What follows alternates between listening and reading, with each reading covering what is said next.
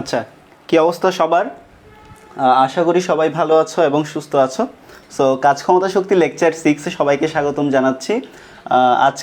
আমরা খুব গুরুত্বপূর্ণ একটা অঙ্ক করব। সো এই অঙ্কটা সবাই একটু তুলে নাও। প্লাস হচ্ছে আমার কথা ক্লিয়ার শোনা যাচ্ছে কিনা অ্যান্ড বোর্ড ক্লিয়ার দেখা যাচ্ছে কিনা একটু জানাও।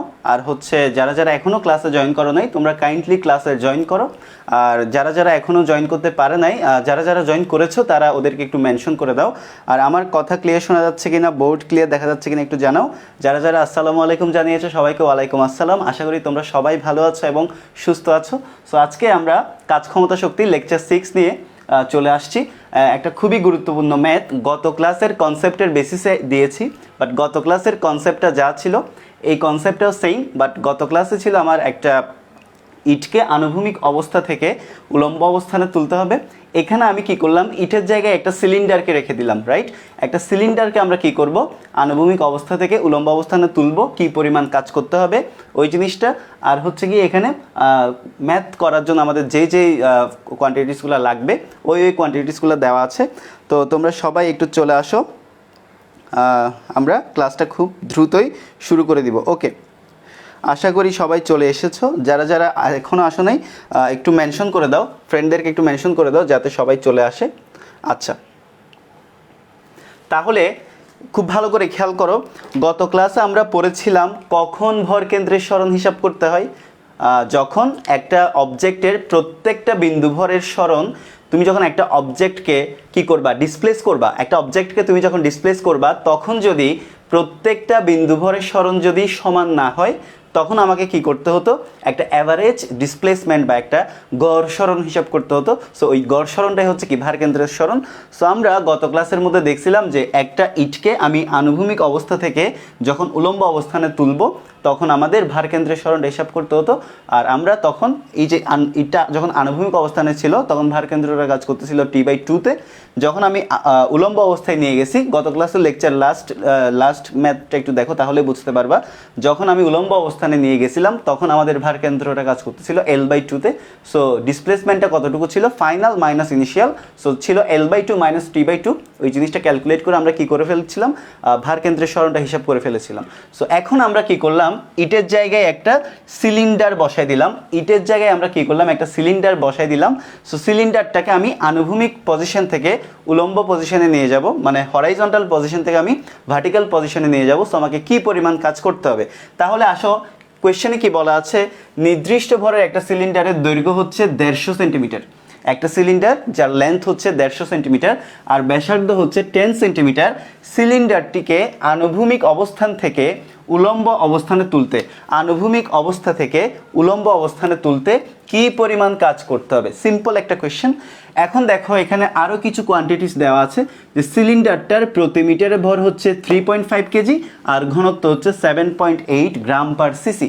ওকে, সো এখন আমরা দেখো কোয়েশ্চেন ওয়াইজ কনফিগারেশনটা এঁকে আমরা ম্যাথটা সলভ করি। তাহলে দেখো, ধরো এখানে তোমার আনুভূমিকভাবে একটা সিলিন্ডার দেওয়া আছে। ধরো একটা সিলিন্ডারকে এইভাবে রাখা হলো, সাপোজ একটা সিলিন্ডারকে এইভাবে আনুভূমিকভাবে রাখা হয়েছে, একটা সিলিন্ডারকে আনুভূমিকভাবে রাখা হয়েছে। সো এই সিলিন্ডারটার লেন্থ হচ্ছে কত, এই লেন্থ হচ্ছে তোমার 150 centimetre, 150 centimetre, 150 centimetre or 1.5 metre. So আমরা মিটারে কনভার্ট করে করব। আর এটার ব্যাসার্ধ কত, ব্যাসার্ধ হচ্ছে 10 সেন্টিমিটার, রাইট? এটার ব্যাসার্ধ হচ্ছে কত, ব্যাসার্ধ হচ্ছে 10 সেন্টিমিটার। এটা হচ্ছে কত ব্যাসার্ধ, এই ব্যাসার্ধটা হচ্ছে আর ইকুয়াল কত, 10 সেন্টিমিটার। ওকে ফাইন। এখন দেখো, এখন কথা হচ্ছে আর কি কি দেওয়া আছে, সিলিন্ডারটার প্রতি মিটারে ভর দেওয়া আছে। প্রতি মিটারে ভর কত দেওয়া আছে, 3.5 কেজি। তাহলে দেখো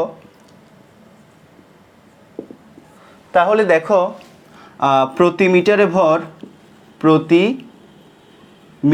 ভর কত, 3.5 কেজি। প্রতি মিটারে ভর হচ্ছে 3.5 কেজি।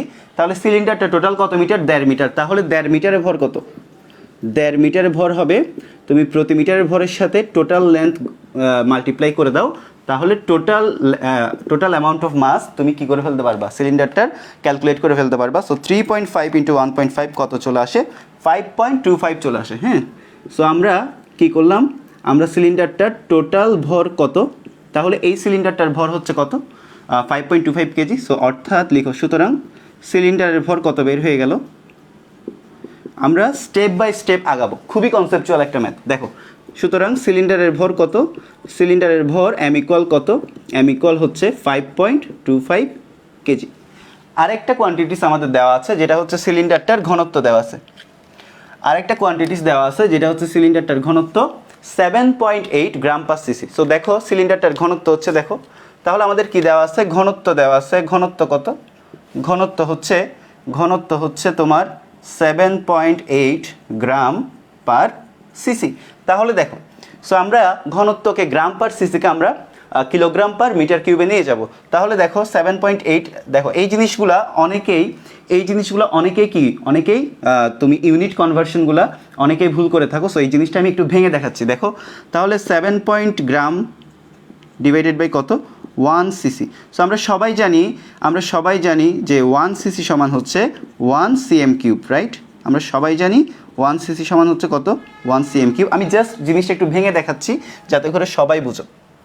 ওকে, তাহলে দেখো আমাদের ঘনত্বকে কিসে কনভার্ট করতে হবে, কিলোগ্রাম পার মিটার কিউব, মানে প্রতি মিটার কিউবে কত কেজি, এটা ক্যালকুলেট করতে হবে। সো দ্যাটস ওয়াই আমি গ্রাম পার সিসিকে কিলোগ্রাম পার মিটার কিউবে নিয়ে যাব। তাহলে দেখো 7.8 গ্রামকে তুমি কেজিতে যদি নিয়ে যাও, 1000 দ্বারা গুণ করে দাও, অর tan ইনভার্স 3 দিয়ে, 1000 দ্বারা ভাগ করে দাও, অর tan ইনভার্স 3 দিয়ে গুণ করে দাও। ওকে, সো হয়ে গেল। এখন দেখো মুন্নি আক্তার বলছো ব্লার, না তোমার হয়তো ব্লার, তোমার হয়তো নেটের প্রবলেম হচ্ছে, বাট আমার এখানে একদম ক্লিয়ার দেখা যাচ্ছে। ওকে, আর 1 সিএম কিউবকে তুমি কি করবা, তাহলে দেখো 1 সিএম কিউবকে তুমি যদি মিটারে নিয়ে যাও, আমরা সবাই জানি 1 মিটার সমান হচ্ছে 100 সেন্টিমিটার। তাহলে 1 সেন্টিমিটার সমান কত, tan ইনভার্স 2 মিটার, এটা আমরা সবাই জানি। তাহলে দেখো এখানে আমরা কি করব, tan inverse 2 metre whole cube. Okay fine, এখন সিম্পলি এটা কি করে দিতে হবে, ক্যালকুলেট করে দিতে হবে। 7.8 ইন্টু tan ইনভার্স 3, আর এখানে কত, tan ইনভার্স 6। তাহলে এখানে রেস্ট কত থাকে দেখো। তাহলে এটা কিসে কনভার্ট হয়ে গেল, গ্রাম থেকে এটা কিসে গেল, কেজিতে গেল। আর এটা কিসে গেল, এটা গেল হচ্ছে মিটার কিউব, এটা গেল কেজিতে, উপরেরটা গেল কেজিতে। দেখো 7.8 গ্রাম থেকে আমি কেজিতে কনভার্ট করলাম, আর সেন্টিমিটার কিউবকে মিটার কিউবে কনভার্ট করলাম। সো এখানে আর কত বাকি থাকে, 7.8 into tan inverse 3 plus 6, so 10 কিউব। ওকে, 7.3 ইন্টু কত, -3 প্লাস 6, দেখো।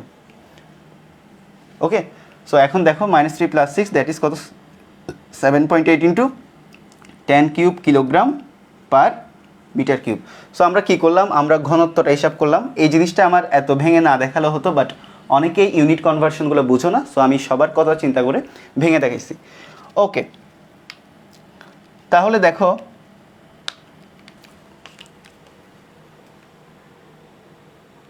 আচ্ছা, ক্লাস কি ব্লার হচ্ছে একটু জানাই তো। ক্লাস তো ব্লার হওয়ার কথা না, আমার এখানে দেখতে পাচ্ছি একদম ক্লিয়ার দেখা যাচ্ছে। ক্লাস কি ব্লার হচ্ছে কিনা একটু জানাও।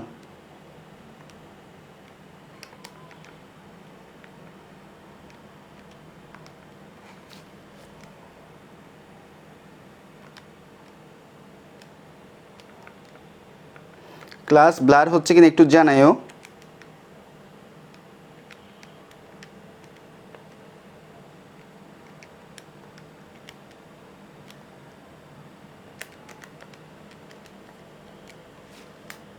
ওকে, অল ক্লিয়ার। সো যাদের ব্লার হচ্ছে তাদের হয়তো নেট প্রবলেম। আচ্ছা, সো আমরা ঘনত্ব বের করে ফেললাম, আমরা সিলিন্ডারের ভর ক্যালকুলেট করে ফেললাম, আমরা ঘনত্ব ক্যালকুলেট করলাম, আমরা ভর কি করলাম, আমরা ঘনত্ব আর ভর কি করে ফেললাম, ক্যালকুলেট করে ফেললাম। তাহলে দেখো এই সিলিন্ডারটাকে কি করতে হবে, এই সিলিন্ডারটাকে আনুভূমিক অবস্থা থেকে কোথায় তুলতে হবে, উলম্ব অবস্থানে তুলতে হবে। তাহলে ওই ক্ষেত্রে আমার কৃতকাজ কত। তাহলে এখন একটা জিনিস চিন্তা করে দেখো, এই সিলিন্ডারটার ভার কেন্দ্র কোথায় কাজ করতেছে বলো তো, এই সিলিন্ডারটার ভার কেন্দ্র কোথায় কাজ করতেছে, ওই জিনিসটা আমাকে একটু বলো।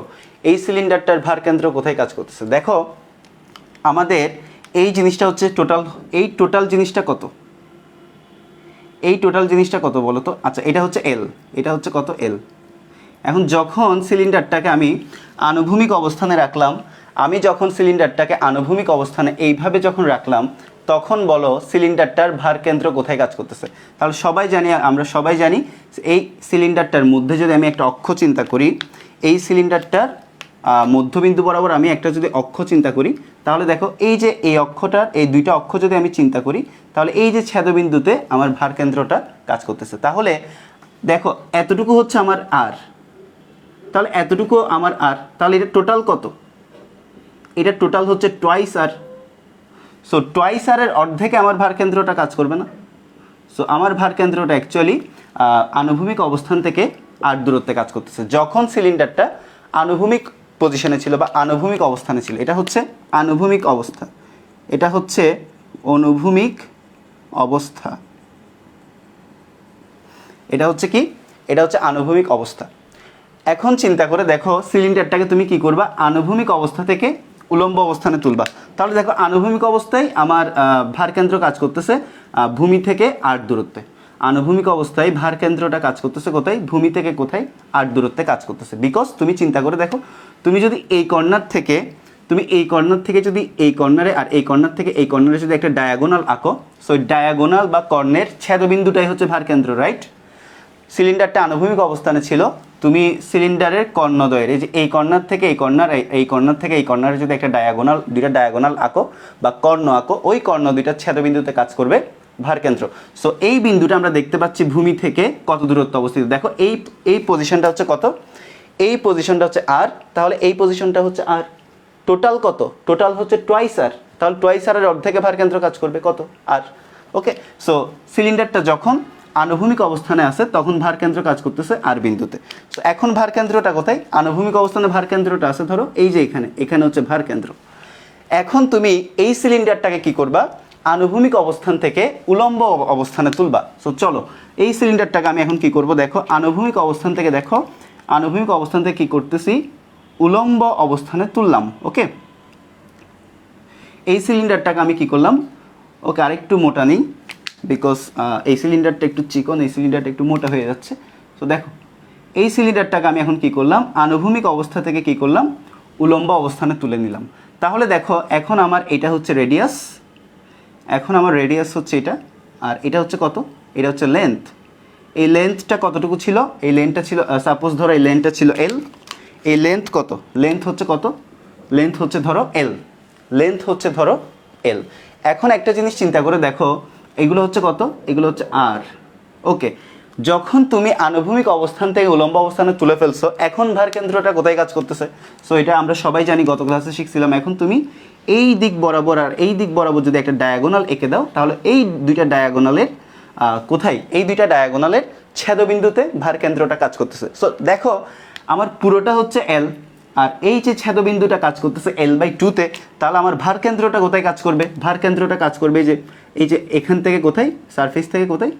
L/2-তে, L/2-তে কাজ করবে।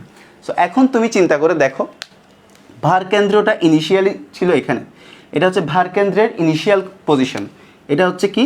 ভারকেন্দ্রের আদি অবস্থা, এটা হচ্ছে ভারকেন্দ্রের আদি অবস্থা, আদি অবস্থা। আর এটা হচ্ছে ভারকেন্দ্রের শেষ অবস্থা। সো এটা লিখে রাখো, এটা হচ্ছে ভারকেন্দ্রের শেষ অবস্থা। সো তাহলে ভারকেন্দ্রের সরণটা কতটুকু হয়েছে? এবার আমাকে দেখি কে কে পারবা বলো, ভারকেন্দ্রের সরণ কতটুকু হয়েছে? তোমরা একটু কমেন্ট করে জানাও ভারকেন্দ্রের সরণ কতটুকু হয়েছে জানো। তোমরা ভরকেন্দ্রের সরণ কতটুকু হয়েছে একটু জানাও। ভরকেন্দ্রের সরণ কতটুকু হয়েছে? এমডি জাহিদ হাসান, ওকে, আর আরো অনেকজনে জানো ভরকেন্দ্রের সরণটা কতটুকু হয়েছে একটু জানো। ভরকেন্দ্রের সরণটা কতটুকু হলো জানাও।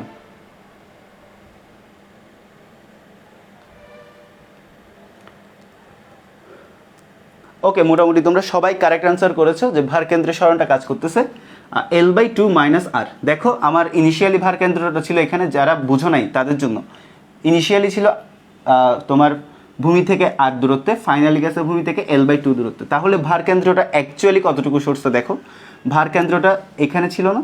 সো আমি যদি ভারকেন্দ্রটাকে এখানে নিয়ে আসি, কোনো সমস্যা নেই, একই স্ট্রেট লাইনে থাকবে। সো ভারকেন্দ্রটা আগে ছিল এখানে, এখন চলে আসছে এখানে। সো আমার ভারকেন্দ্রের সরণ হচ্ছে কতটুকু? আমার ভারকেন্দ্রের সরণ হচ্ছে এই যে এতটুকু, এই যে এতটুকু হচ্ছে আমার ভারকেন্দ্রের সরণ। সো এটা অ্যাকচুয়ালি কত? দেখো ভূমি থেকে এটা হচ্ছে r দূরত্বে, ভারকেন্দ্রটা প্রথমে ছিল ভূমি থেকে r দূরত্বে, এখন আমি উঠে ফেললাম ভূমি থেকে l/2 দূরত্বে। তাহলে আমার সরণ কতটুকু হয়েছে? সরণ হয়েছে এই যে এতটুকু, এটা হচ্ছে কত? l/2 - r। যারা যারা এই জিনিসটা বুঝো নাই, প্রিভিয়াস লেকচারটা করবা, ভারকেন্দ্রের সরণের যে লেকচারটা পড়িয়েছিলাম ওটা করবা, তাহলেই তোমাদের এই কনসেপ্টটা ক্লিয়ার হয়ে যাবে। আচ্ছা, এখন তাহলে আমরা যেহেতু ভারকেন্দ্রের সরণ হিসাব করে ফেললাম, তাহলে আমরা এখন কৃতকাজ। অতএব এটা হচ্ছে উলম্ব অবস্থা, উলম্ব অবস্থা। সো লিখো অতএব কৃতকাজ সমান, আমরা সবাই কি জানি? কৃতকাজ সমান বল ইন্টু ভারকেন্দ্রের সরণ। কৃতকাজ সমান আমরা সবাই জানি বল গুণ কত? বল গুণ হচ্ছে ভারকেন্দ্রের সরণ। তাহলে দেখো কৃতকাজকে কি দ্বারা ডিনোট করা হয়? ডাব্লিউ দ্বারা। আর বল, আচ্ছা এই ক্ষেত্রে বল কত বলো তো? এই ক্ষেত্রে বল হচ্ছে সিলিন্ডারটার ওজন। সো এই ক্ষেত্রে বল হচ্ছে mg, বিকজ mg তুমি হরাইজন্টালি রাখো বা ভার্টিক্যালি রাখো, mg পৃথিবীর সেন্টার অফ অ্যাট্রাকশনের দিকে কাজ করবে। So mg। আর ভারকেন্দ্রের সরণ কতটুকু হইল? l/2 - r। ভারকেন্দ্রের সরণ কতটুকু হইল? l/2 - r। তাহলে এখন দেখো, এখন সিম্পলি আমরা বের করে ফেলতে পারবো যে w ইকুয়াল কত? w ইকুয়াল হচ্ছে m এর ভ্যালু কত? m এর ভ্যালু হচ্ছে 5.25 কেজি। এখন তুমি বলতে পারো এখানে যে আপনি রো এর ভ্যালু দিলেন, এই রো এর ভ্যালু তো কোথাও ইউজ হয় নাই। বাট রো এর ভ্যালুটা তখনই দিবে যখন তোমাকে প্রতি মিটারে ভরটা দিবে না। সো আমি এই অঙ্কতে দুইটা টাইপ দেখাবো। একটা হচ্ছে তোমাকে যদি ভর দিয়ে দেয় তাহলে ঘনত্বটা দিবে না, কারণ ভর যদি দিয়ে দেয়, প্রতি মিটারে ভর দিয়ে দিল আর টোটাল লেন্থ দিয়ে দিল, তাহলে তুমি টোটাল অ্যামাউন্ট অফ মাস বের করে ফেলতে পারবা।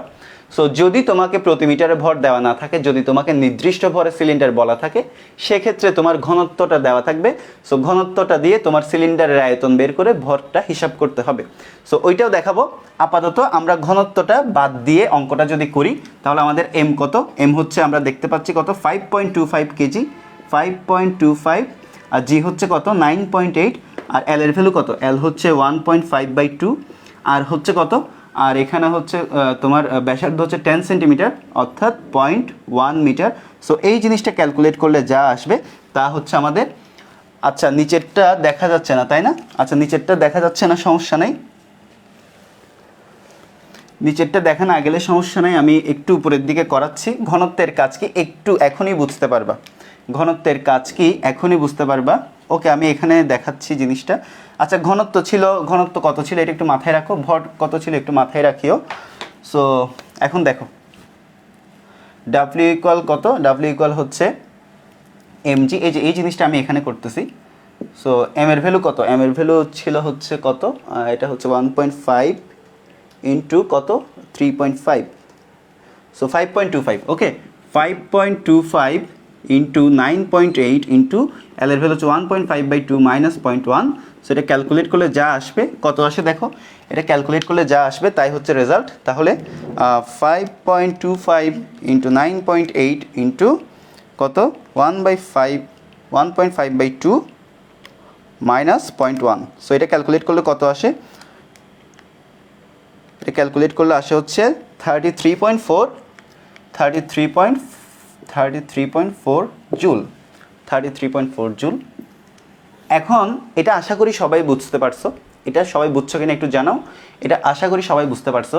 এখন আমার কোয়েশ্চেন হচ্ছে, তোমাকে যদি প্রতি মিটারে ভর দেওয়া না থাকতো, ওকে, তোমাকে যদি প্রতি মিটারে ভর দেওয়া না থাকতো, তখন তুমি এই অঙ্কটা কিভাবে করতা?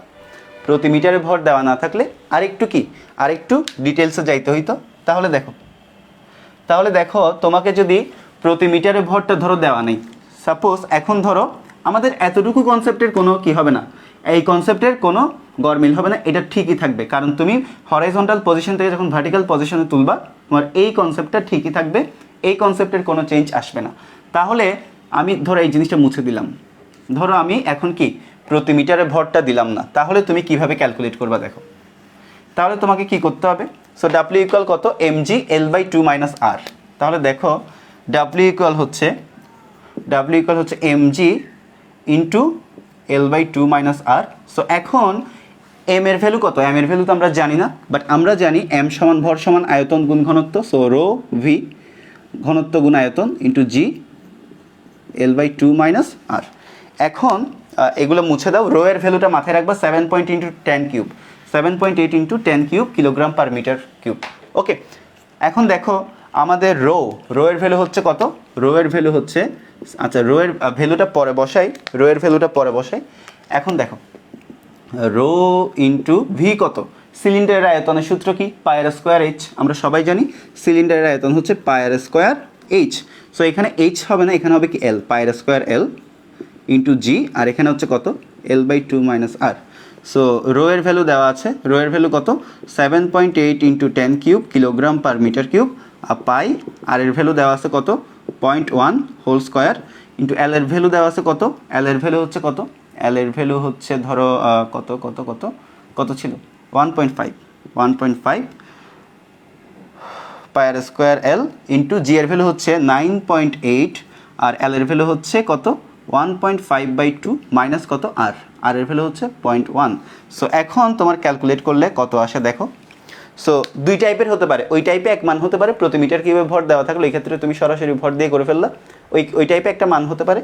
আর যদি তোমাকে প্রতি মিটার কিউবে ভর দেওয়া না থাকে, এভাবে করতে বলা হয়, এক্ষেত্রে একটা মান আসতে পারে। সো যদি তোমাকে ভর সরাসরি দেওয়া থাকে অথবা ইনডিরেক্টলি একটু প্যাঁচাই দেওয়া থাকে যে প্রতি মিটারে ভর কত, তখন তুমি 1 মিটার প্রতি মিটারে ভর আর টোটাল লেন্থে ভর কত দিয়ে টোটাল অ্যামাউন্ট অফ মাস বের করে তুমি এই সূত্রতে বসিয়ে ম্যাথ করে ফেলবা।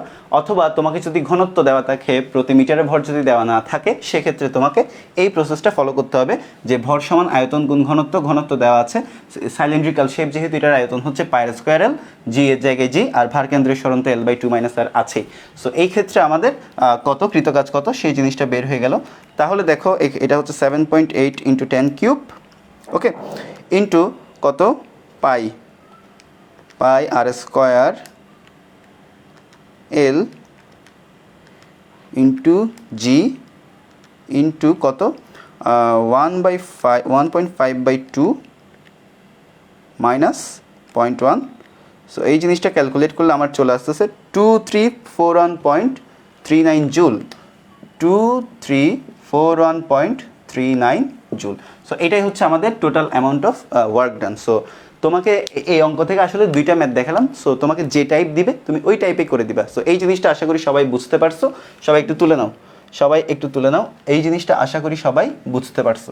ওকে, এই জিনিসটা আশা করি সবাই বুঝতে পারছো।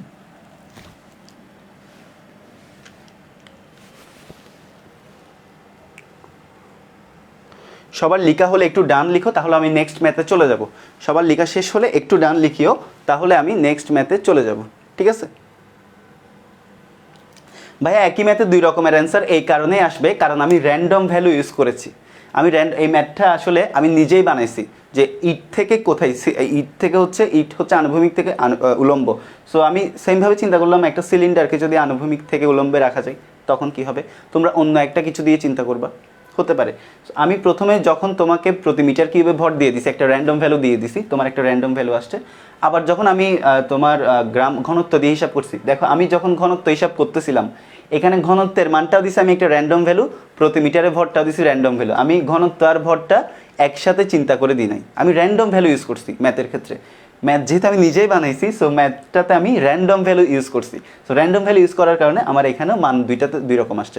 একটাতে যখন আমি প্রতি মিটারে ভর হিসাব করছিলাম তখন একরকম আসছে, যখন আমি এখানে প্রতি মিটার কিউবে ভর হিসাব করতেছি তখন আরেক রকম আসছে। খুবই স্বাভাবিক। ওকে, আশা করি সবাই বুঝতে পারছো, আশা করি সবাই বুঝতে পারছো, আশা করি সবাই বুঝতে পারছো।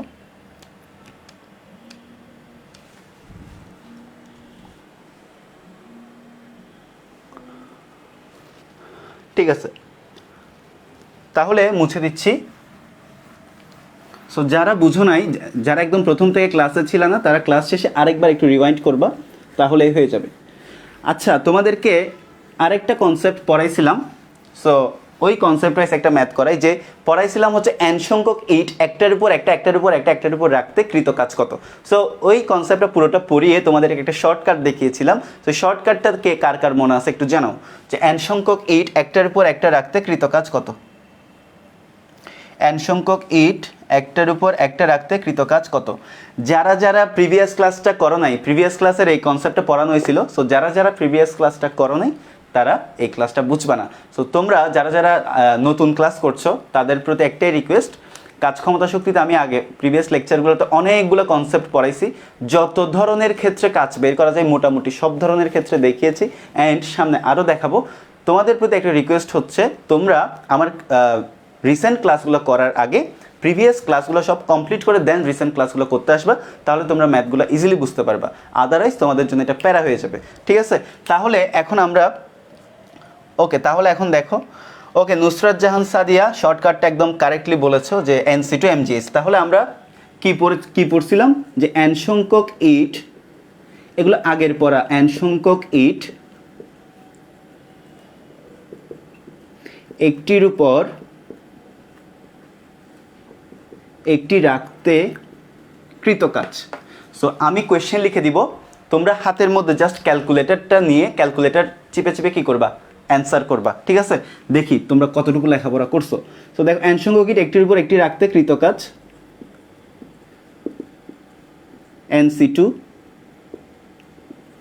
NC2 ইন্টু কত, MgH। সো এই জিনিসটা কোত্থেকে আসছে, এখন যদি আমাকে কোয়েশ্চেন করে এই জিনিসটা কোত্থেকে আসছে বুঝাই দেন। এখন আমার আনসার হবে একটাই, লেকচার 4-এ চলে যাও, লেকচার 4-এ চলে যাও, এই জিনিসটার ব্যাখ্যা দেওয়া আছে। সো এই জিনিসটার এক্সপ্লেনেশন কোথায় করা আছে, লেকচার 4। এই জিনিসটার এক্সপ্লেনেশন কোথায় করা আছে, লেকচার 4। সো যারা যারা লেকচার 4 করো নাই তারা লেকচার 4-এ চলে যাও, যে n সংখ্যক ইট একটির উপর একটি রাখতে কৃতকাজের যে রাশিমালাটা, এটা বিশাল একটা কনসেপ্ট। সো এই কনসেপ্টটার এক্সপ্লেনেশন আছে লেকচার 4-এ। সো কৃতকাজ হচ্ছে W = NC2 × MgH। সো এখন আমরা কোয়েশ্চেন দিব। ওকে, সো এখন দেখো, এখন লিখো, এখন একটা কোয়েশ্চেন লিখো, 10টি মার্বেল খণ্ডের প্রতিটির উচ্চতা 1 মিটার, প্রতিটির উচ্চতা 1 মিটার এবং ভর হচ্ছে ধরো 100 কেজি। এখন কোয়েশ্চেন হচ্ছে, একটির উপর একটি রেখে একটির উপর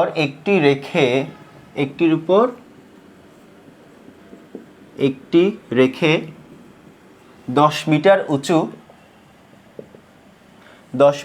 উঁচু কি বানাবা, একটা স্তম্ভ বানাবা। একটি স্তম্ভ বানাতে কৃতকাজ কত? ওকে, এখন দেখি, এই জিনিসটা আমি করে দিব না, এই জিনিসটা আপনারাই করেন, আপনারা করে বলেন, তারপর আমি করব। আমি আপনাদেরকে কনসেপ্ট শিখিয়েছি, আপনারা আমাকে ম্যাথ শেখান, ঠিক আছে? তো এই জিনিসটা আমি করব না, আপনারাই করেন, আপনারাই লিখেন, এরপর আমি ওখান থেকে দেখে দেখে লিখব, ঠিক আছে? সো এই জিনিসটা করো সবাই, এই জিনিসটা করে অ্যান্সার বলো। অনেকেই দেখতে পাচ্ছি কারেক্ট অ্যান্সার দিয়েছো। কে কে দিয়েছো দেখি, শাহরিয়া সিয়াম, ওকে কারেক্ট অ্যান্সার। এরপর হচ্ছে দৃষ্টি আহমেদ এহসান, ওকে কারেক্ট অ্যান্সার। সায়েদ লাবিদ, তোমার একটা 0 কম আসছে। পিজন পাল শুটস, কারেক্ট অ্যান্সার। আচ্ছা, ইশাদ ডিআরজে, তোমারও একটা 0 কম আসছে। ওকে, তাহলে দেখো কিভাবে করবা। তাহলে তোমাকে কি 10টা মার্বেল খণ্ড, প্রত্যেকটার উচ্চতা হচ্ছে কত, 1 মিটার করে। তাহলে সিম্পল হিসাব, এই যে এই সূত্রটা ইউজ করবা, যে NC2, এটা C2 না, NC2, তাহলে টোটাল অ্যামাউন্ট অফ কৃতকাজ কত, NC2 ইন্টু কত, MgH। সো দেখো NC2 মানে কত, 10C2, বিকজ আমার 10টা মার্বেল খণ্ড। সো n এর ভ্যালু কত, n এর ভ্যালু হচ্ছে 10। সো এরপর দেখো m এর ভ্যালু কত, প্রত্যেকটার ভর কত দেওয়া আছে, 100 কেজি। সো 100 বসাও, ইন্টু g এর ভ্যালু হচ্ছে 9.8। এখন দেখেন স্যার আমাদের কত মিটার উঁচু স্তম্ভ বানাতে হবে, 10 মিটার। সো এটা হচ্ছে 10। সো এই জিনিসটা ক্যালকুলেট করেন, এই জিনিসটা ক্যালকুলেট করলে আমাদের অ্যান্সার চলে আসবে 441,000 জুল। ওকে, আশা করি সবাই বুঝতে পারছো। যারা যারা বুঝতে পারো নাই তারা লেকচার 4 করে আসবা, যারা বুঝতে পারো নাই তারা লেকচার 4 করবা। ওকে,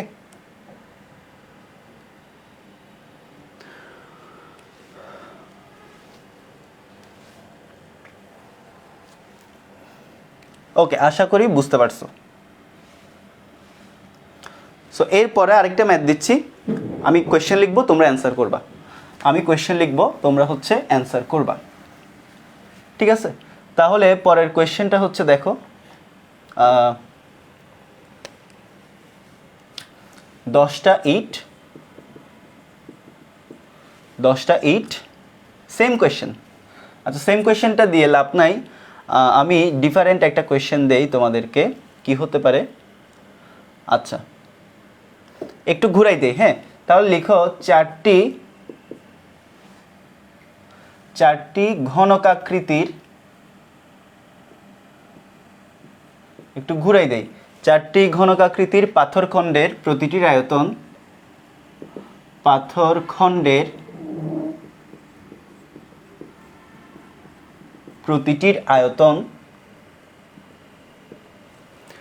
আয়তন কত?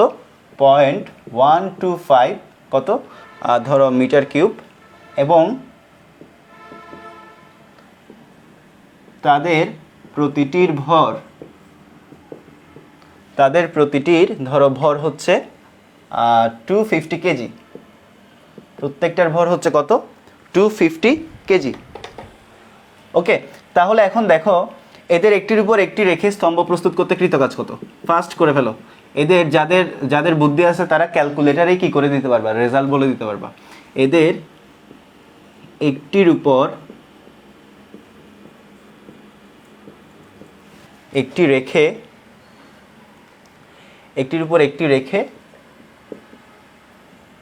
স্তম্ভ প্রস্তুত করতে কৃতকাজ কত? ওকে, তাহলে আমি 2 মিনিট টাইম দিলাম, 2 মিনিটসের মধ্যে করো। তো যারা বুদ্ধিমান তাদের 2 মিনিটসও লাগবে না। সো দেখো, আবার বলতেছি, 4টা ঘনকাকৃতির পাথরখণ্ড, 4টা হচ্ছে কি ঘনকাকৃতির পাথরখণ্ড, প্রত্যেকটার আয়তন হচ্ছে কত? 0.125 মিটার কিউব, এবং তাদের প্রত্যেকটার ভর হচ্ছে কত? 250 কেজি। তো এই 4টা ঘনকাকৃতির পাথরখণ্ডকে একটার উপর একটা রাখাই একটা স্তম্ভ গঠন করতে হবে। সো সেই ক্ষেত্রে কৃতকাজের রাশিমালাটা কত? ওকে, তোমরা অ্যান্সার করো। অলরেডি আমি অ্যান্সার পাচ্ছি।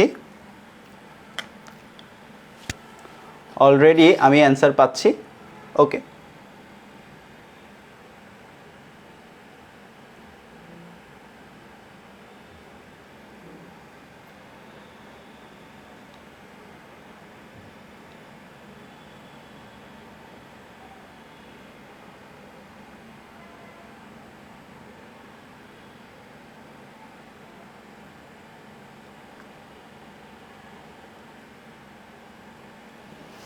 আচ্ছা, এখানে আমি জানি না যে তোমরা 7350 জুল বলে সবাই লিখতেছো, বাট আদৌ কয়জন করে বলতেছো, বা একজন লিখে আর একজন লিখছো, এটা দেখি সবাই লিখতেছে এরকম কিনা।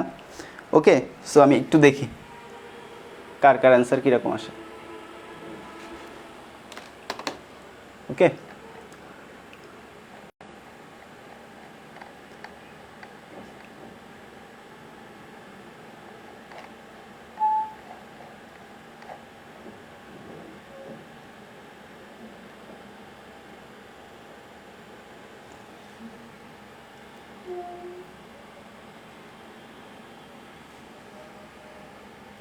আচ্ছা। সো এখন দেখো আমাদের এখানে আয়তন দেওয়া আছে না? আমাদের এখানে আয়তন দেওয়া আছে কত? আয়তন দেওয়া আছে V = 0.125 metre cube. So maximum correct answer দিছো 29,400 জুল। যারা দিছো তাদের সবার ভুল হয়েছে। 29,400 জুল যারা দিছো সবার ভুল হয়েছে। ওকে, কারেক্ট অ্যান্সার যারা প্রথমে করেছো 7,350, তাদেরটাই কারেক্ট অ্যান্সার, তাদেরটাই হচ্ছে কারেক্ট অ্যান্সার। সো দেখো, আমাদের এখানে আয়তন হচ্ছে কত? ঘনকাকৃতির পাথরখণ্ডটা জাস্ট লাইক এরকম। ওকে, একটা ঘনকাকৃতির পাথরখণ্ডের প্রত্যেকটা বাহু, এখানে যেহেতু ঘনকটা ইউনিফর্ম ঘনক, আমাদেরকে বলা নাই যে ঘনকটা কোন ধরনের। সো আমরা ধরে নেব প্রত্যেকটা বাহু সমান।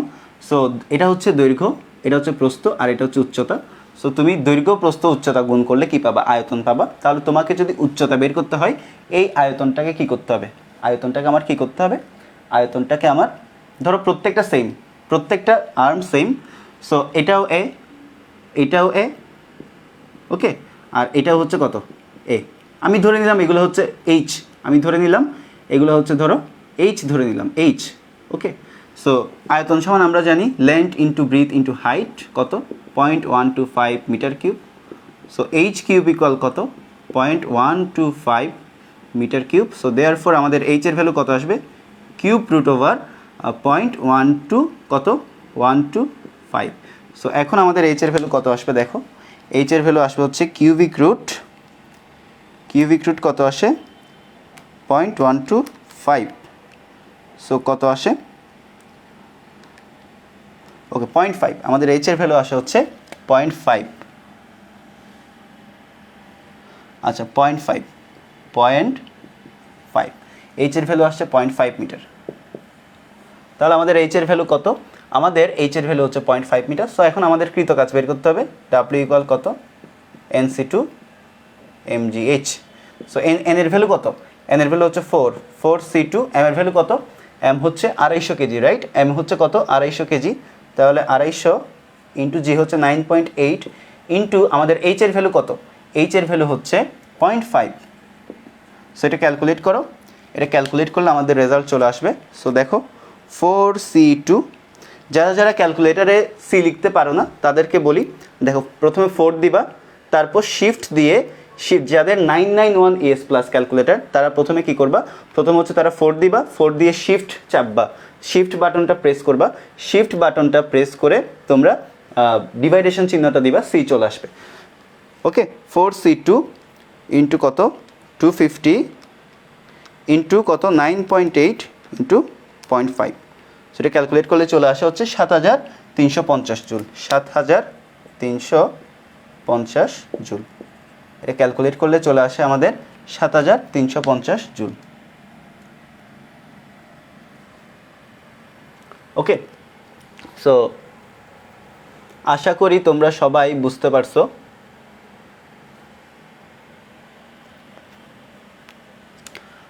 আশা করি তোমরা সবাই এই জিনিসটা বুঝতে পারছো। ওকে, আমরা নেক্সট কোয়েশ্চেনে চলে যাই, ঠিক আছে। সো তোমাদেরকে আরেকটা কনসেপ্ট পড়াইছিলাম, পানিকে মেঘে পরিণত করতে কৃতকাজ। পানি যখন বাষ্পীভূত হয়, ভূপৃষ্ঠে থাকা পানি যখন বাষ্পীভূত হয়ে একটা সার্টেইন হাইটে চলে যায়, এগুলো মেঘ হয়ে যায়। সো ওই পানিটা সার্টেইন হাইটে যাইতে যে পরিমাণ কাজ করছে ওই কাজটা কত বের করতে হবে। ওকে, সো দেখো, এখন দেখো পানিকে মেঘে পরিণত করতে কৃতকাজের একটা ম্যাথ আমরা এখন দেখব। তাহলে দেখো,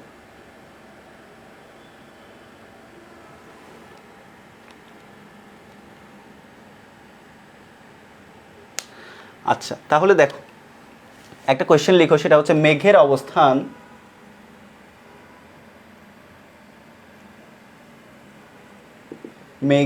অবস্থান তোমাকে যেহেতু এখানে বলে দেয় নাই কত মিটার উঁচু স্তম্ভ গঠন করবা, সো তুমি এইচ এর ভ্যালুটা কোনটা নিবা, একটা ভ্যালুই নিবা। এইচ এর একটার ভ্যালু নিতে হবে, পুরোটা না, একটা এইচ এর একটা ভ্যালু নিতে হবে। স্তম্ভ প্রস্তুত করতে কৃতকাজ কত, এইচ এর ভ্যালু তো একটা, তুমি এইচ এর ভ্যালুটা বের করছো না, একটার ভ্যালু। ওকে, এগুলো লেকচারের মধ্যে পড়াইছিলাম তোমাদেরকে, এগুলো পড়াইছিলাম, ঠিক আছে। আচ্ছা দেখো, তুমি তো NC2 এর মধ্যে টোটাল কত ওইটা নিয়ে আসছো, তাই না? তুমি NC2 এর মধ্যে নিয়ে আসছো না, তো তোমার কয়টা আছে, এইচকে মাল্টিপ্লাই করতেছো, রাইট। সো একটা এইচের ভ্যালু, প্রতিটির ভর না, তোমরা কনসেপ্ট যারা পড়ো নাই তারা সবাই গুলাচ্ছ, প্রতিটির ভর না, একটার ভর একটার হাইট।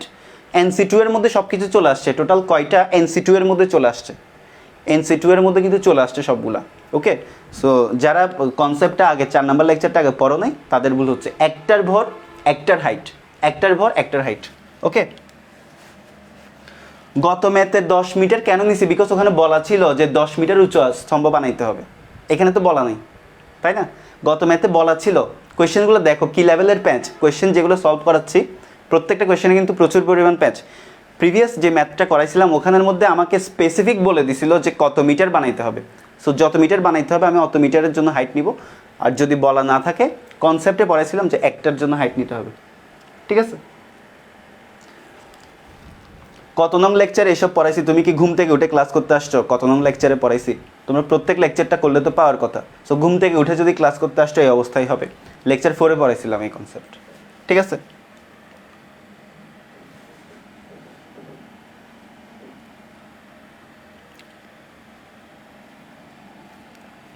তুমি যদি আগের ক্লাস না করে এই ক্লাসে এসে লাফালাফি করা হবে, আগের কনসেপ্টটা পড়তে হবে, আগের ক্লাসগুলো করতে হবে, এরপর তুমি ম্যাথের মজা বুঝবা। তুমি যদি লেকচার না পড়ো তাহলে ম্যাথের মজা কি বুঝবা? বুঝবা না।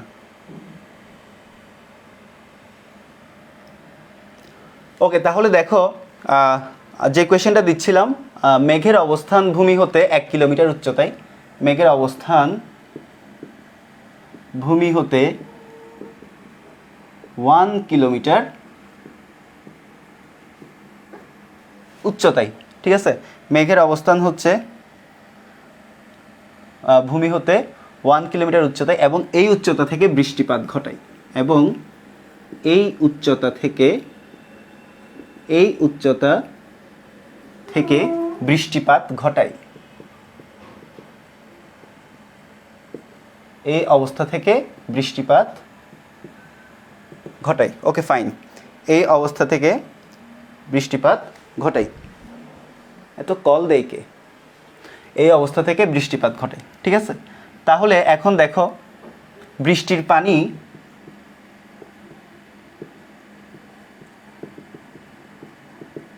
কোয়েশ্চেনটা সবাই লিখো। বৃষ্টির পানি হচ্ছে 1 × tan ইনভার্স 2 মিটার পুরু হয়ে 1 × tan ইনভার্স 2 মিটার পুরু হয়ে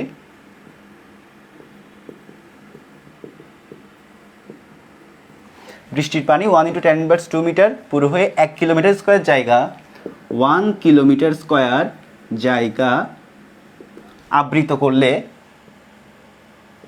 1 কিলোমিটার স্কয়ার জায়গা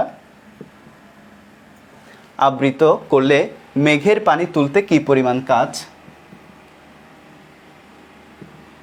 মেঘের পানি তুলতে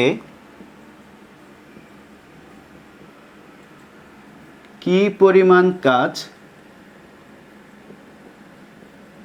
সম্পাদন করা হয়েছিল?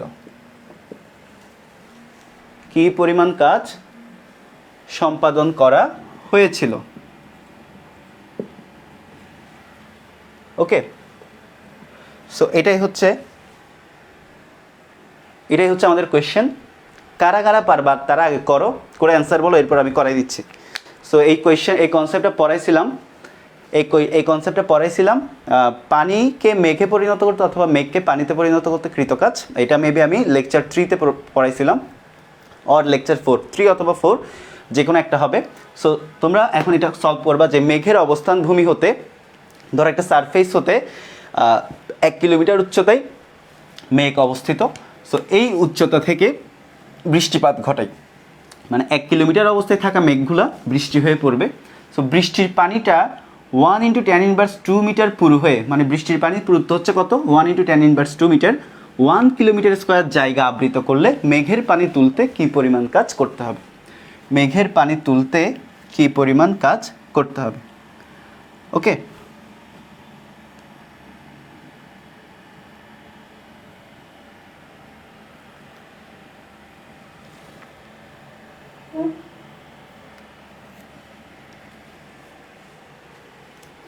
দেখি করো, করে আমাকে রেজাল্ট বলো।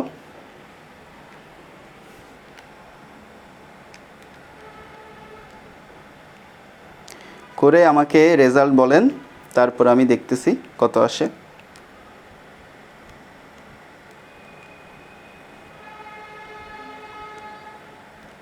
ওকে, করে আমাকে বলো।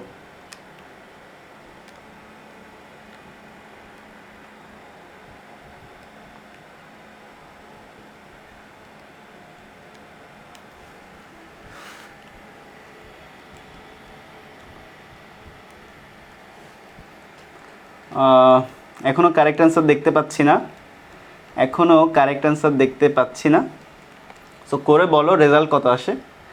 এখনও কারেক্ট অ্যান্সার দেখতে পাচ্ছি না। না, অনেকেই বলতেছো 98 কিলো জুল, 98,000 জুল, ও আচ্ছা, ওকে রাকিব স্যার, হ্যাঁ রাকিব স্যার আসসালামু আলাইকুম। রাকিব ভাই কমেন্ট করছে যে যেটা নিচে পড়ে যাচ্ছে সেটাকে আর তুলে কি হবে। আচ্ছা স্যার, রাকিব ভাই হচ্ছে গিয়ে একটু আগে তোমাদেরকে প্রাণীর বৈচিত্র্যতা পড়িয়েছিলেন, সো ক্লাসটা আমি করছি। তো রাকিব ভাইয়া এখনও ওই প্রাণীর বৈচিত্র্যটা যে পড়াইছে, সো ওই ফিলে আছে এখনও। সো আচ্ছা, সো তাহলে দেখো মেঘের অবস্থান ভূমি হতে 1 কিলোমিটার উচ্চতায়। তাহলে দেখো আমাদের এটা হচ্ছে ধরো সারফেস, এটা হচ্ছে সারফেস থেকে 1 কিলোমিটার উচ্চতায়, সারফেস থেকে হচ্ছে 1 কিলোমিটার উচ্চতায় কি আছে, সারফেস থেকে 1 কিলোমিটার উচ্চতায় হচ্ছে মেঘ আছে। ধরো এটা হচ্ছে মেঘ, এই যে নীল কালারের মেঘ, মেঘের রং নীল হয়, নীল আকাশে নীল দেখায়, সো আলোর বিচ্ছুরণের কারণে হয় অ্যাকচুয়ালি। সো যাই হোক, এগুলো তোমরা আলোতে পড়বা, অপটিক্সে পড়বা। তাহলে দেখো এটা কত, 1 কিলোমিটার উচ্চতা, এই উচ্চতাটা হচ্ছে কত 1 কিলোমিটার, রাইট? এই উচ্চতাটা হচ্ছে কত 1 কিলোমিটার। সো 1 কিলোমিটারকে তুমি মিটারে কনভার্ট করে নিয়ে যাও 1000 বা 10 কিউব মিটার, সিম্পলি লিখলে 10 কিউব মিটার। সো এরপর বলা আছে বৃষ্টির পানির পুরুত্ব। বৃষ্টির পানির পুরুত্বটাকে আমি যদি থিকনেস টি দিয়ে ডিফাইন করি, যে প্রত্যেকটা বৃষ্টির ফোঁটার পুরুত্ব হচ্ছে কত, 10⁻² মিটার। তো দেওয়া আছে, এটা হচ্ছে কি, এটা হচ্ছে হাইট, এইচ এর ভ্যালু দেওয়া আছে, এটা হচ্ছে এইচ এর ভ্যালু হচ্ছে কত 1 কিলোমিটার, এইচ এর ভ্যালু হচ্ছে 1 কিলোমিটার। সো কিলোমিটারকে মিটারে কনভার্ট করলাম। আর থিকনেস কত, থিকনেস দেওয়া আছে 1 × 10⁻² মিটার। ওকে, সো এরপর বলছে 1 কিলোমিটার স্কোয়ার জায়গা জুড়ে। সো এই মেঘটা এটা হচ্ছে মেঘ, এটা হচ্ছে কি মেঘ। সো মেঘটা ধরো বৃষ্টিপাত ঘটালো কত কিলোমিটার স্কোয়ার জায়গা জুড়ে। দেখো এটা হচ্ছে মেঘ, সো মেঘ থেকে কি ঘটলো, বৃষ্টিপাত ঘটলো, ঠিক আছে? মেঘ থেকে কি ঘটবে, বৃষ্টিপাত ঘটবে, মেঘ থেকে বৃষ্টিপাত ঘটবে, এটাই তো স্বাভাবিক, তাই না? তো এখন দেখো মেঘ থেকে কি ঘটলো, এগুলো বৃষ্টিপাত ঘটলো। সো বৃষ্টিপাতটা কতটুকু জায়গা জুড়ে ঘটছে, দেখো এই যে ধরো এই জায়গা জুড়ে ঘটছে, এই জায়গাটার ক্ষেত্রফল হচ্ছে কত 1 কিলোমিটার স্কোয়ার, এটার ক্ষেত্রফল হচ্ছে 1 কিলোমিটার স্কোয়ার। সো এটাকে তুমি মিটার স্কোয়ারে নিয়ে যাও, তাহলে 1 কিলোমিটার সমান 1000 metre. So 1000 metre whole square, 1000 metre whole square. So যত আসবে তত, সো আমি মিটার স্কোয়ারে নিয়ে গেলাম 1000 মিটার হোল স্কোয়ার। এরপর হচ্ছে তোমাকে কত কাজ করতে হবে। সো দেখো পড়তেছে, তাহলে এখানে দেখো মেঘের যা বিভব শক্তি ছিল, ওই বিভব শক্তিটার কি বৃষ্টি ঘটাচ্ছে। সো কি বলছে, মেঘের পানি তুলতে কি পরিমাণ কাজ করতে হবে। তাহলে মেঘের সঞ্চিত বিভব শক্তিটাই কি করতেছে, কাজ করতেছে। তাহলে আমরা কাজ সমান কি লিখতে পারি, W = mgh, right? So m এর ভ্যালু কত, এম এর ভ্যালু কি দেওয়া আছে, এম এর ভ্যালুটা দেওয়া নাই। এম এর ভ্যালুটা আমাদের কি করতে হবে, এম এর ভ্যালুটা আমাদের ক্যালকুলেট করে বের করতে হবে, ঠিক আছে? এম এর ভ্যালুটা, ওকে আমি একটু তোমাদের কমেন্টসটা দেখি কি করছো।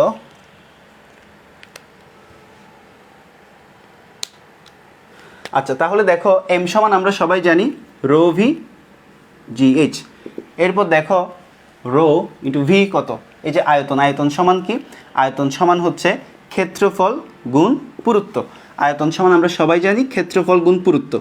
এম সমান হচ্ছে ভর গুণ ঘনত্ব, ভর সমান হচ্ছে ঘনত্ব গুণ আয়তন।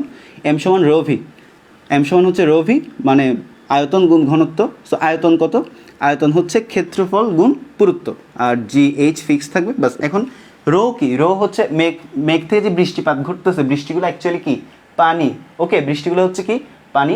এখন পানির ঘনত্ব কত 1000, সো এটা হচ্ছে 1000, ওকে।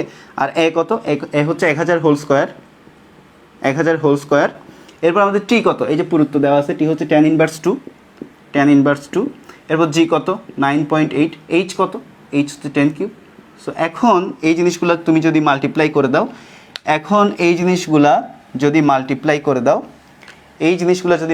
করে দাও, তাহলে ভ্যালু চলে আসবে। তাহলে করো 1000 কিউব,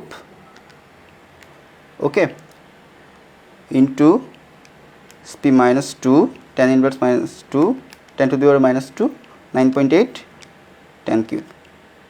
সো চলে আসলো 9.8 ইন্টু 10 to the power 10, 9.8। এটাই হচ্ছে কারেক্ট অ্যান্সার, যেটা কেউই বলতে পারো নাই। ওকে, এখন বলতেছে অ্যান্সার। সো এটাই হচ্ছে আমাদের কারেক্ট অ্যান্সার, 9.8 × 10⁻10 জুল। সো এটাই হচ্ছে মেঘকে পানিতে পরিণত করতে কৃতকাজ। সো আশা করি সবাই বুঝতে পারছো, আশা করি সবাই বুঝতে পারছো।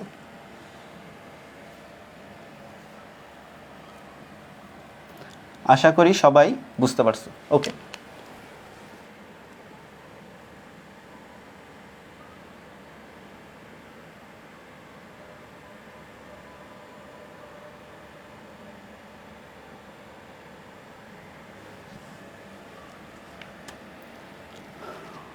ওকে, তাহলে আমরা নেক্সট আরেকটা কোয়েশ্চেনে চলে যাই। আরেকটা গুরুত্বপূর্ণ কোয়েশ্চেন, আরেকটা আমরা ইম্পর্টেন্ট কোয়েশ্চেনে চলে যাই। দেখো,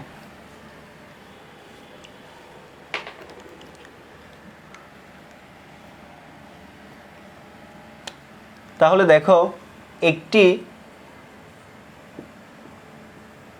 কোয়েশ্চেনটা লিখো। একটি কূপের উপর আনুভূমিক দণ্ড থেকে, একটি কূপের উপর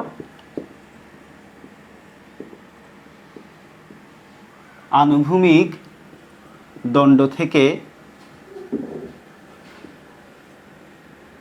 ঝুলন্ত একটি চেইনের নিচের প্রান্তে, একটি চেইনের নিচের প্রান্তে, একটি চেইনের নিচের প্রান্তে, একটি চেইনের নিচের প্রান্তে কি করা হলো? একটি বালতি, একটি ছোট আকারের বালতি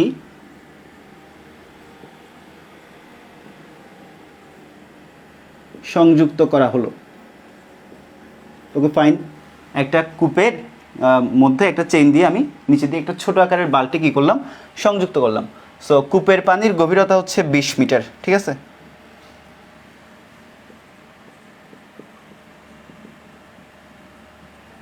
কূপের পানির গভীরতা হচ্ছে কত? 20 মিটার। এরপর 20 মিটার হলে, 20 মিটার হলে বালতি ভর্তি পানি তুলতে কি পরিমাণ কাজ করতে হবে?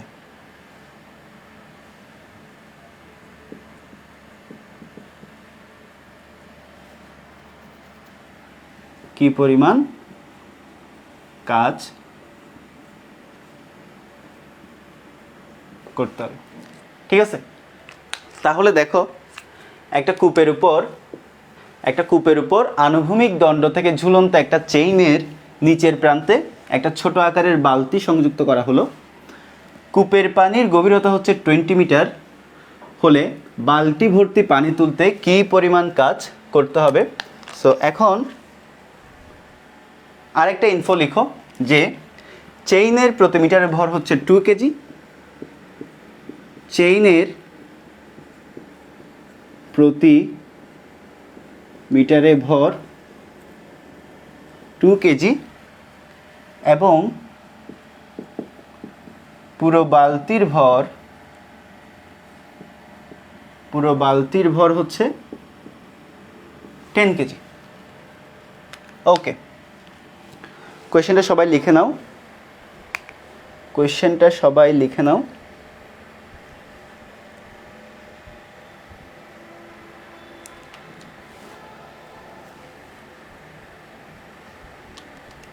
আচ্ছা, আশা করি তোমরা কোয়েশ্চেনটা লিখছো। তাহলে এখন আমি কনফিগারেশনটা আঁকি। ধরো আমার এটা হচ্ছে একটা কূপ, আমি কনফিগারেশনটা আঁকতেছি, একটু দেখো। ধরো আমার এটা হচ্ছে একটা কূপ, এটা হচ্ছে একটা কূপ। কূপের নিচে কি থাকবে? কূপের নিচে হচ্ছে পানি থাকবে। সো এখানে ধরো কি আছে? এখানে কূপের নিচে কি আছে? পানি আছে। সো এখন কি করা হলো? আনুভূমিক দণ্ড থেকে ঝুলন্ত একটা চেইনের নিচের প্রান্ত। সো ধরো তুমি এখান থেকে এই যে এই পয়েন্ট থেকে তুমি কি করলে? একটা চেইন কি করলা? একটা চেইনের, ধরো এটা হচ্ছে একটা চেইন, একটু বাঁকা হয়ে যাচ্ছে, একটু সোজা করে আঁকি। এটা হচ্ছে একটা চেইন। সো চেইনের তুমি নিচের প্রান্তে একটা ছোট আকারের বালতি সংযোজন করছো। তো দেখো চেইনের নিচের প্রান্তে তুমি কি করলে, একটা ছোট আকারের ধরো বালতি, ঠিক আছে। সো বালতিটা একটু সুন্দর করে আঁকাই। সো এটাই হচ্ছে সেই বালতি। চেইনের নিচের প্রান্তে আমি কি করলাম, একটা ছোট আকারের বালতি কি করলাম, সংযোজন করলাম। ওকে, সো বালতিটা যেহেতু কূপের ভিতর ফালাইছি, সো বালতির মধ্যে কি হবে, পানি ঢুকবে, তাই না? বালতির মধ্যে পানি ঢুকলো। সো এখানে বলা হচ্ছে, ওকে আরেকটা জিনিস, এটা পুরো বালতির না, এটা হচ্ছে পানি ভর্তি বালতির ভর। পানি ভর্তি, কোয়েশ্চেনটা একটু এডিট করো, এখানে যে ভ্যালুটা দেওয়া ছিল সেটা হচ্ছে পানি ভর্তি বালতির ভর 10 কেজি। ওকে, সো এখন দেখো চেইনটার লেন্থ কত, পানির গভীরতা কত, পানির গভীরতা হচ্ছে 20 মিটার। পানির গভীরতা হচ্ছে কত, কূপের পানির গভীরতা কত, 20 মিটার। সো কূপের পানির গভীরতা বলতে এই যে কূপ থেকে কত গভীরে গিয়ে পানি আছে ওই গভীরতা হচ্ছে কত, 20 মিটার। কূপের প্রান্তবিন্দু থেকে কত গভীরে গিয়ে পানি আছে সেই পানির দৈর্ঘ্যটা হচ্ছে কত, সেই গভীরতাটা হচ্ছে কত, 20 মিটার।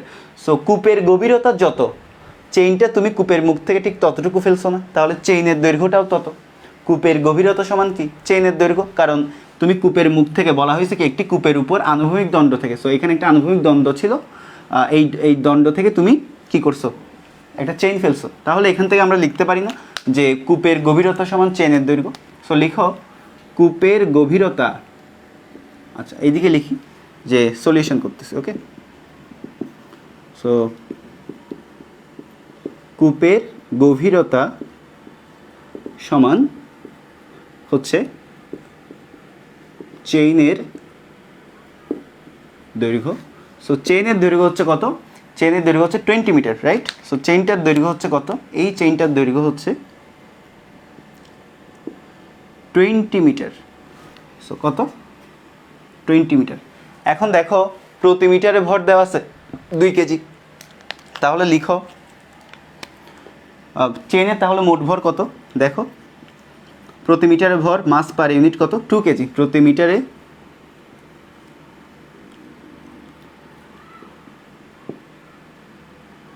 চেইনের ভর 2 কেজি, সুতরাং 20 মিটারে ভর 20 ইন্টু 2, তাহলে কত, 40 কেজি। তাহলে চেইনের ভর হচ্ছে কত, 40 কেজি। আবার এখানে আরেকটা ইনফো দেওয়া আছে যে পানি ভর্তি বালতির ভর হচ্ছে 10 কেজি। তাহলে এখন আমাকে বলছে চেইনটাকে সহ নিয়ে বালতিটাকে তুলতে কি পরিমাণ কাজ করতে হবে। তাহলে এখানে আমাদের কৃতকাজটা আবার দুইটা সেগমেন্টে হবে। একটা হচ্ছে পুরো চেইনটাকে তুলতে, পুরো চেইনটার ভর হচ্ছে 40 কেজি। সো পুরো চেইনটাকে তুলতে একটা কাজ করতে হবে। আর একটা হচ্ছে ছোট পানি ভর্তি বালতিটাকে টোটাল কত মিটার তুলতে হবে, 20 মিটার। ভালো করে দেখো, পুরো চেইনটার ভর হচ্ছে কত, 40 কেজি। সো আমার পুরো চেইনটাকে একবার তুলতে হবে। সো এই ক্ষেত্রে একবার কৃতকাজ বের করতে হবে। আরেকটা হচ্ছে এই যে ছোট পানি ভর্তি বালতি থাকে, টোটাল কূপের গভীরতা কত, টোটাল কূপের গভীরতা হচ্ছে 20 মিটার। সো এই ছোট পানি ভর্তি বালতিটাকে আমাকে টোটাল 20 মিটার তুলতে একটা কাজ করতে হবে। তাহলে টোটাল কৃতকাজ কয়টা সেগমেন্টে যাবে, দুইটা সেগমেন্টে। একটা হচ্ছে চেইন তুলতে কৃতকাজ, আরেকটা হচ্ছে বালতি তুলতে, পানি ভর্তি বালতি চেইনের সাহায্যে তুলতে কৃতকাজ। তাহলে দেখো মোট কৃতকাজ। ওকে, তাহলে দেখো মোট কৃতকাজ। তো লিখো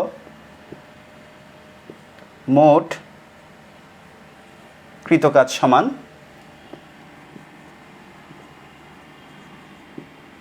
চেইন তুলতে কৃতকাজ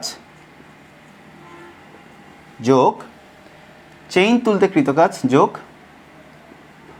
পানি ভর্তি বালতি তুলতে কৃতকাজ। পানি ভর্তি বালতি তুলতে কৃতকাজ। এখন চেইনটা যখন তুলবো দেখো পুরো চেইনটাকে আমি উপরের দিকে তুলতেছি। তাহলে চেইনের যদি আমি ক্ষুদ্র ক্ষুদ্র কতগুলো পয়েন্ট মাস, এই পুরো চেইনটাতে আমি যদি অনেকগুলা ক্ষুদ্র ক্ষুদ্র পয়েন্ট মাস চিন্তা করি, ধরো আমি এই পুরো চেইনটাতে 1টা 2টা 3টা 4টা 5টা পয়েন্ট মাস চিন্তা করলাম। এটা হচ্ছে ধরো M1, এটা হচ্ছে ধরো M2, এটা হচ্ছে M3, এটা হচ্ছে M4, এটা হচ্ছে কত, M5। এখন দেখো তুমি চেইনটাকে তুলতেছো, তাহলে তোমার M1 এর সরণ হয়েছে কতটুকু? এতটুকু। তোমার M3 এর সরণ হয়েছে কতটুকু? এতটুকু। M2 এর সরণ হয়েছে কতটুকু? এতটুকু। M4 এর সরণ কতটুকু হবে? এতটুকু। M5 এর সরণ হবে এতটুকু। তাহলে এখানেও দেখতে পাচ্ছি আমরা চেইনটা যখন তুলতেছি প্রত্যেকটা পয়েন্ট মাসের একই ধরনের সরণ হচ্ছে না। সো এই ক্ষেত্রে আমাকে কি করতে হবে? এই ক্ষেত্রে আমাকে একটা অ্যাভারেজ সরণ ক্যালকুলেট করতে হবে, যেটাকে আমরা নাম দিছিলাম কি প্রিভিয়াস লেকচারগুলোতেও বলছিলাম যে ভার কেন্দ্রের সরণ। যখন একটা অবজেক্টের একটা অবজেক্টকে যখন তুমি ডিসপ্লেস করবা একটা সার্টেন পজিশন থেকে আরেকটা সার্টেন পজিশনে নিয়ে যাবা, যখন তোমার পয়েন্ট মাসগুলোর ডিসপ্লেসমেন্ট একই রকম হবে না, তখন আমাদেরকে নর্মাল ডিসপ্লেসমেন্ট দিয়ে তুমি ক্যালকুলেট করলে হবে না, তখন আমাকে একটা অ্যাভারেজ ডিসপ্লেসমেন্ট বা গড় সরণ বা ভার কেন্দ্রের সরণ হিসাব করতে হবে। সো পুরো চেইনটা যেহেতু আমার 10 মিটার, পুরো চেইনটা যেহেতু 10 মিটার, তাহলে ভার কেন্দ্র কতটুকুতে কাজ করবে? পুরো চেইনটা হচ্ছে 20 মিটার, পুরো চেইনটা হচ্ছে 20 মিটার, তাহলে আমার ভার কেন্দ্র, চেইনের ভার কেন্দ্র কোথায় কাজ করবে? 20/2 মানে 10 মিটারে কাজ করবে। সো আমি ধরে নিলাম এই যে এখানে মানে 20/2-তে ভার কেন্দ্রটা কাজ করতেছে। সো এটা হচ্ছে কি?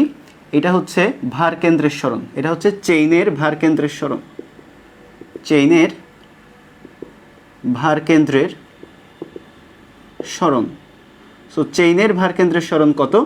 এটা হচ্ছে 20/2, দ্যাট ইজ 10 মিটার। 20/2 হচ্ছে 10 মিটার। তাহলে যেহেতু চেইনটার প্রত্যেকটা পয়েন্ট মাস কনসিডার করলে প্রত্যেকটা পয়েন্ট মাসের একই রকম সরণ হচ্ছে না, সো আমাকে কি ক্যালকুলেট করতে হবে? ভার কেন্দ্রের সরণ ক্যালকুলেট করতে হবে। তাহলে দেখো মোট কৃতকাজ সমান mg ইন্টু কত? 20 ডিভাইডেড বাই কত? 2, দ্যাট ইজ 10 প্লাস এবার পানি ভর্তি, এটা mg যে দিবা, এমটা কার? এমটা হচ্ছে চেইনের। সো এখানে চেইনের ভর ধরো নাও mc, রাইট? চেইনের ভর এটাকে তুমি mc দিয়ে ডিনোট করতে পারো। আর পানি ভর্তি বালতির ভর এটাকে তুমি m, বালতি মানে ধরো mb, right? So mc into G into ভার কেন্দ্রের সরণ কত? 20/2, দ্যাট ইজ 10। এবার পানি ভর্তি বালতির তুলতে কৃতকাজ, সো বালতির ভর হচ্ছে কত? mb ইন্টু জি ইন্টু, এখন দেখো তুমি এই ছোট পানি ভর্তি বালতিটাকে পুরোটাকেই কিন্তু তুমি কত মিটার তুলবা? 20 মিটার তুলবা, রাইট? পুরোটাকে তুমি কত মিটার তুলবা? 20 মিটার। সো এই ক্ষেত্রে আমার ভার কেন্দ্র আসবে না, বিকজ বালতিটা খুবই ছোট, এটা নিজেই একটা পয়েন্ট মাস। ওকে, সো এটা নিজেই একটা পয়েন্ট মাস না, অ্যাকচুয়ালি পয়েন্ট মাস কনসিডার করতে পারো। সো এই ক্ষেত্রে আমার ভার কেন্দ্র না, বিকজ পুরো বালতিটাকে আমাকে কত মিটার? 20 মিটার উঠাইতে হবে। সো mg ইন্টু কত? 20, রাইট? 20।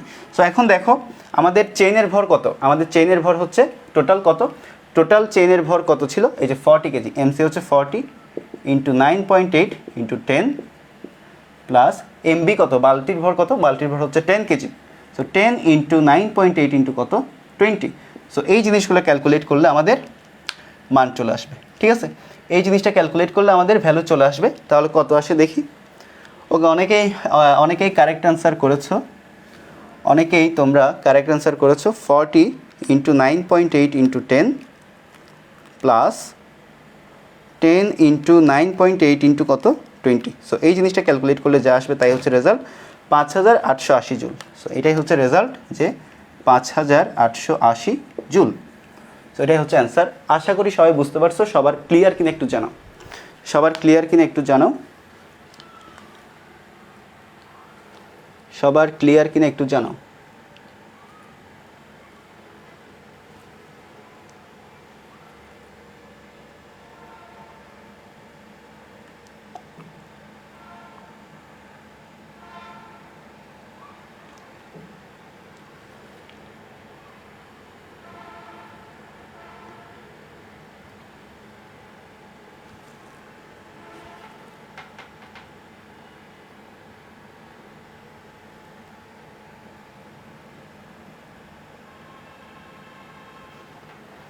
ওকে, আশা করি সবার ক্লিয়ার, আশা করি তোমরা সবাই বুঝতে পারছো, আশা করি তোমরা সবাই বুঝতে পারছো, ঠিক আছে?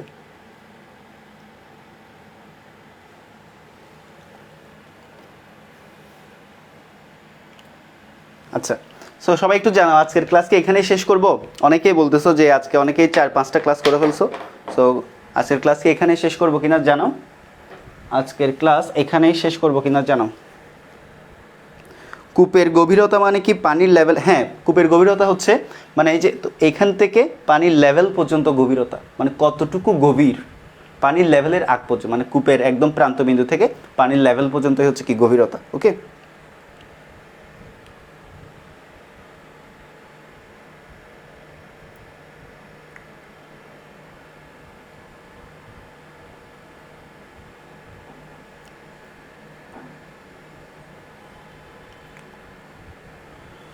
ওকে, তাহলে আজকের ক্লাসটা এখানেই শেষ করলাম।